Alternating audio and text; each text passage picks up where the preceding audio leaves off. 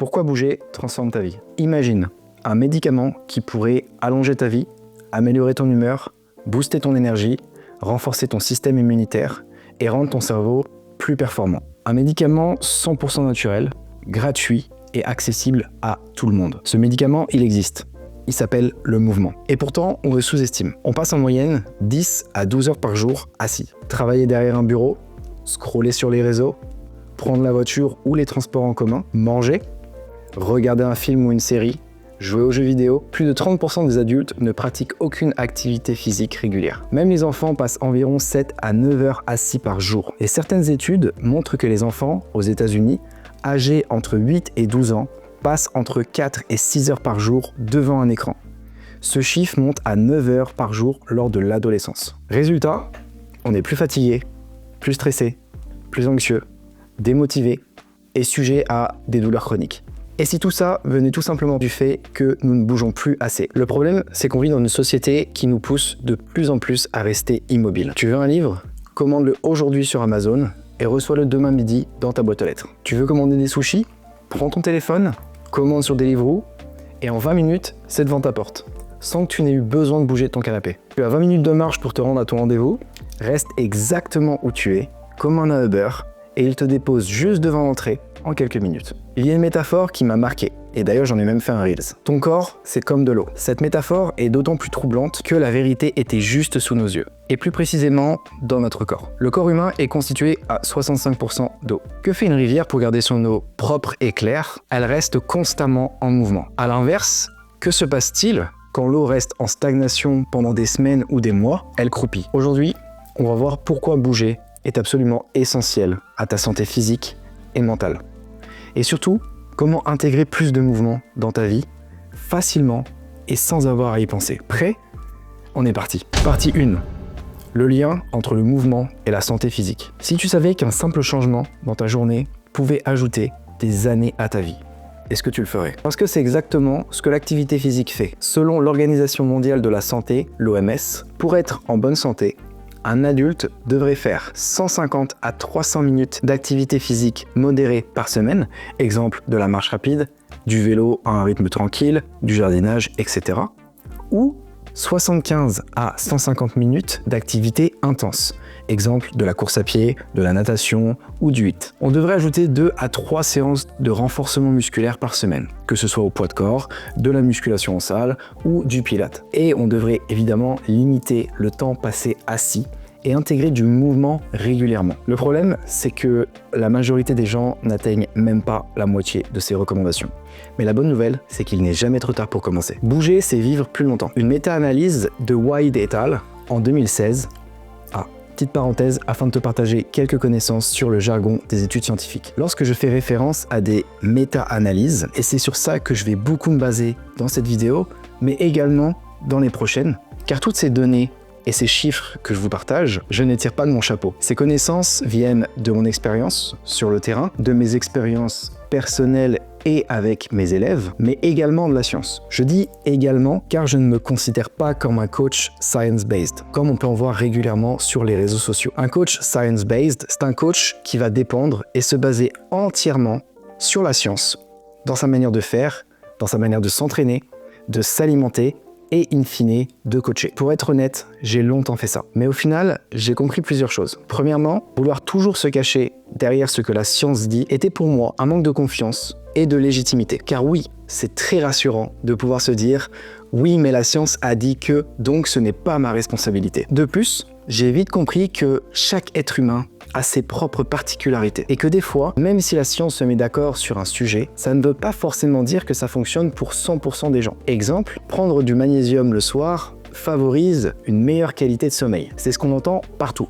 Et les études le disent bel et bien. C'est donc ce que j'ai essayé de faire pendant des semaines. Et pourtant, chaque nuit, je me réveillais 5 à 7 fois. Au final, j'ai appris que 10% de la population réagissait au magnésium comme un excitant plutôt que quelque chose d'apaisant. Enfin, le troisième point, c'est que la science est en constante évolution. C'est-à-dire qu'ils vont réussir à prouver quelque chose, mais on n'est pas à l'abri que d'ici quelques mois, voire quelques années, ils arrivent à prouver totalement l'inverse. Alors évidemment, il y a beaucoup de choses, des principes de base sur lesquels le consensus est sans appel.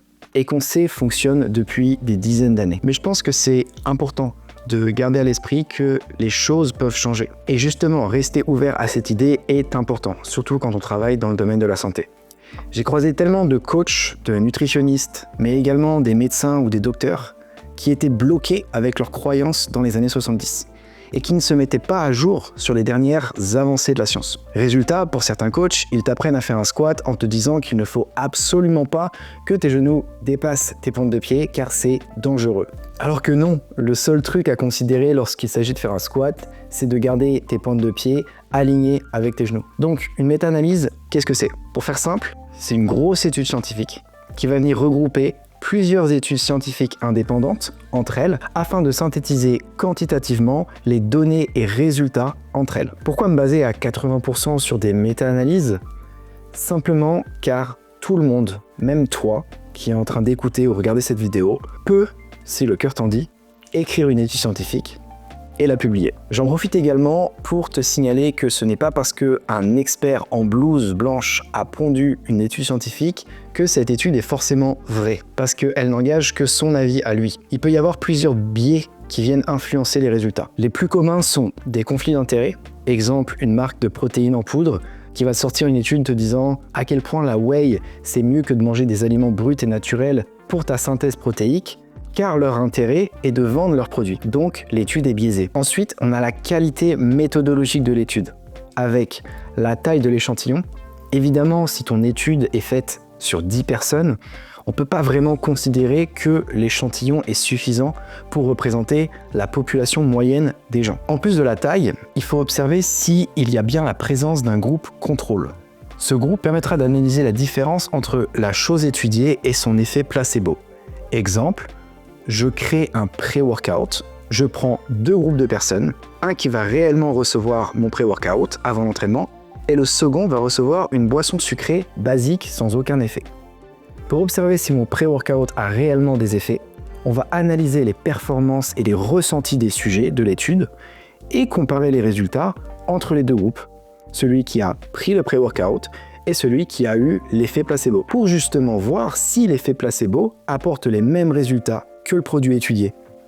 Si c'est le cas, c'est que mon produit, il est à chier. Sinon, ça veut dire que les effets de mon pré-workout sont bel et bien présents, donc validés par l'étude. Dernier point sur le jargon des études, et on revient à notre sujet principal, c'est promis. Lorsque je cite l'auteur de l'étude et que je rajoute « étal » à la fin, c'est en réalité l'abréviation d'une expression latine « e ali » qui signifie « et autres ». Parfois imposée en vertu de normes internationales en matière de documentation, cette abréviation s'emploie notamment dans les notices bibliographiques lorsqu'il y a 4 auteurs ou plus. Donc, retour au sujet principal. Une méta-analyse de White et al. En 2016, regroupant 174 études et plusieurs millions de personnes, a démontré que 30 minutes de mouvement par jour réduisent le risque de maladie cardiovasculaire de 35%. Le risque de décès prématuré diminue de 30 à 40%. Pourquoi? Parce que chaque mouvement entretient ton moteur interne. Le cœur devient plus puissant, il pompe le sang plus efficacement, les artères restent souples, donc moins de risque d'hypertension, ton métabolisme s'accélère, donc tu brûles mieux les graisses et le sucre, réduisant ainsi le risque de diabète. Partie 2. Le mouvement comme médicament pour ton cerveau. Tu veux un antidépresseur naturel et sans effet secondaire? L'exercice et la santé mentale. Une méta-analyse de Skutch et al. En 2018, publiée dans le British Journal of Sport of Medicine, a étudié 49 recherches couvrant 260 000 personnes. Résultat, l'exercice physique réduit la dépression et l'anxiété de manière significative. Encore une fois, pourquoi? Tout simplement parce que le sport libère de la dopamine et de la sérotonine. Ce sont les hormones du bonheur. Parce que l'exercice réduit également le cortisol, l'hormone du stress. Et enfin parce que le mouvement améliore la neuroplasticité, rendant ton cerveau plus résistant face aux émotions négatives. On a tous déjà ressenti ce choc de dopamine après une session de sport intense, ou une grosse partie de bain. On a tous connu ce moment un peu hors du temps, où tout nous paraît bon et agréable. Ce moment où tu te rappelles qu'il y a encore 2 heures, t'étais dans ta chambre en train d'hésiter entre aller t'entraîner ou rester le cul dans ton lit à scroller ou regarder une série. Ce moment où tu te dis que t'es fier de toi en fait. Car même si le fait de se changer et d'y aller peut s'avérer lourd dans la balance de ta décision, on sait qu'une fois qu'on le fait, on se sent bien, on se sent accompli et on se sent fier. C'est ça la vraie puissance du mouvement. Et là, je ne parle même pas de l'aspect physique, mais bel et bien des bienfaits à l'intérieur de toi, dans ton corps, dans ta tête, mais également sur la confiance que tu as en toi. Je pense que beaucoup de personnes commencent à s'entraîner pour un physique, mais perdurent dans le temps quand ils en découvrent les bénéfices. Quand on est heureux, le sport nous permet de maintenir ce sentiment plus longtemps, de cultiver la gratitude de pouvoir bouger, se déplacer et se surpasser. Quand on est triste ou en colère, le sport nous permet d'évacuer, de mettre ses émotions au service de notre futur nous. Imagine une lance incendie que tu ne peux pas arrêter. Le jet d'eau qui en sort est ultra puissant. Tu as 3 choix. Soit tu t'épuises à essayer d'arrêter l'eau par tous les moyens, sans y arriver car le jet est inarrêtable, et plus tu essaieras de l'atténuer, plus il sera puissant. Deuxième option, soit tu restes là, totalement immobile, au milieu de la route, en train d'arroser le goudron, et t'attends que ça passe. Soit tu décides au contraire d'envoyer ce jet d'eau vers des choses utiles et ou qui te seront bénéfiques pour la suite. Exemple, tu vas arroser des jardins pour y voir grandir des fleurs.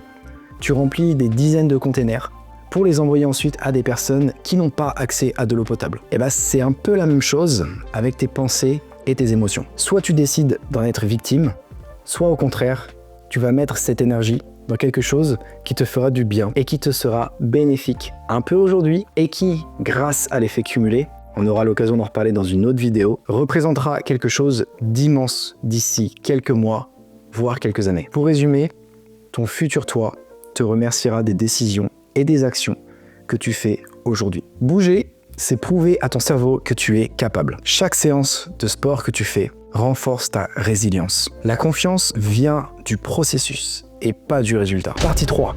Comment intégrer le mouvement facilement dans ton quotidien? Je ne te demande pas d'aller t'entraîner 7 jours sur 7. Je ne te demande pas d'aller forcément à la salle de sport et te mettre dans le rouge si, à l'heure d'aujourd'hui, tu ne fais aucune activité physique. Pas besoin de sport intensif. Il suffit de bouger plus, sans forcément devoir y penser, et voir ça comme une contrainte. C'est ça la clé pour débuter, et rendre les choses durables dans le temps. Donc voici quelques exemples. Tu peux te garer un peu plus loin quand tu vas au supermarché. Ça permettra d'avoir plus de pas. Tu peux prendre l'escalier au lieu de prendre l'ascenseur. Ça te fait un petit cardio discret mais efficace. Tu peux travailler debout avec un bureau ajustable ou marcher pendant un appel. C'est quelque chose que je fais très régulièrement. Ces petites actions permettent de réduire le temps qu'on passe assis et d'augmenter du coup ton nombre de pas. Faire du gainage ou de la mobilité ou des étirements pendant que tu regardes une série par exemple. Ça c'est quelque chose que je fais très souvent. Danser sur ta musique préférée, ça fait 5 minutes de bonheur et de mouvement. Tu peux également jouer avec tes enfants ou jouer avec ton chien. Tout ça, c'est du mouvement sans forcément y penser. Et en plus de ça, tu crées des moments de joie et de bonheur dans ta vie. Chaque petit geste compte. L'objectif, rendre le mouvement aussi naturel que de respirer. Donc voilà, si tu veux être plus heureux, plus heureuse, plus en forme, plus confiant, confiante, moins stressé, alors commence dès maintenant. Dès aujourd'hui, marche au moins 10 minutes par jour. Utilise ce moment pour méditer, pour respirer, pour te connecter à l'instant présent ou pour regarder une vidéo YouTube, pour écouter un podcast.